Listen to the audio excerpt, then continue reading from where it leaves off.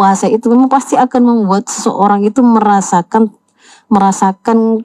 kehadiran dan memiliki kesadaran akan hubungan dia dengan Allah. Karena puasa itu kan tidak bisa di flexing atau dipamer-pamerkan. Itu memang kalau Allah mengatakan puasa itu adalah ibadah untukku dan aku yang akan mengganjarnya sendiri. Orang itu kalau kemudian dia melakukan puasa memang benar-benar karena Allah gitu.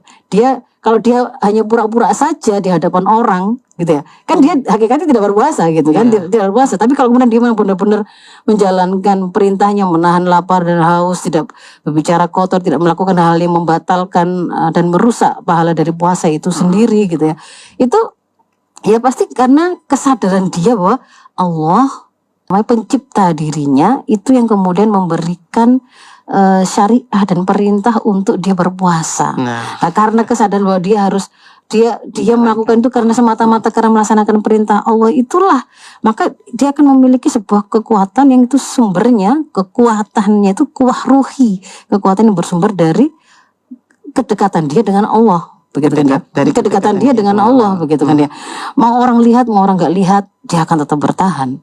Mau orang kemudian mengapresiasi puasanya ataukah tidak, terkesan ataukah tidak dan puasanya juga tidak akan ngaruh, begitu kan ya. Tidak akan berpengaruh. Jadi dia akan dibikin terbiasa untuk taat kepada Allah hanya karena Allah. Kan begitu kan ya. Nah, itu kemudian itulah yang kemudian sejalan dengan apa yang dimaksudkan dengan takwa itu. Kalau kemudian kita membuka penjelasan ulama tentang takwa. Kalau Imam An-Nawawi mengatakan takwa itu ya meninggalkan segala apa yang dilarang oleh Allah dan melaksanakan segala apa yang diperintahkan oleh Allah. Kalau kita membuka penjelasan dari Abu Hurairah yang dijelaskan oleh Ibnu Abi Ad-Dunya dalam kitab At-Taqwa. Takwa itu di situ dikatakan dianalogikan dengan seseorang yang ketika di jalan yang itu banyak duri atau banyak rintangan gitu ya. Mungkin kalau kita jarang hari ini mendapati banyak duri, mungkin di situ ada banyak kayak pecahan-pecahan beling atau paku-paku atau apapun yang sifatnya itu memang membuat kita itu harus hati-hati betul ketika berjalan di atas jalan tersebut. Supaya apa? Supaya terhindar dari tajamnya duri tadi, supaya terhindar dari bahaya terkena tusukan duri tadi dan seterusnya. Nah, makna kehati-hatian dalam menjalani kehidupan supaya kemudian kita itu selamat. Nah, artinya di sini itu terhindar dari melakukan kemaksiatan dan tetap berjalan dalam koridor hukum Allah, itulah yang dimaksud dengan takwa. Kalau menurut Abu Hurairah.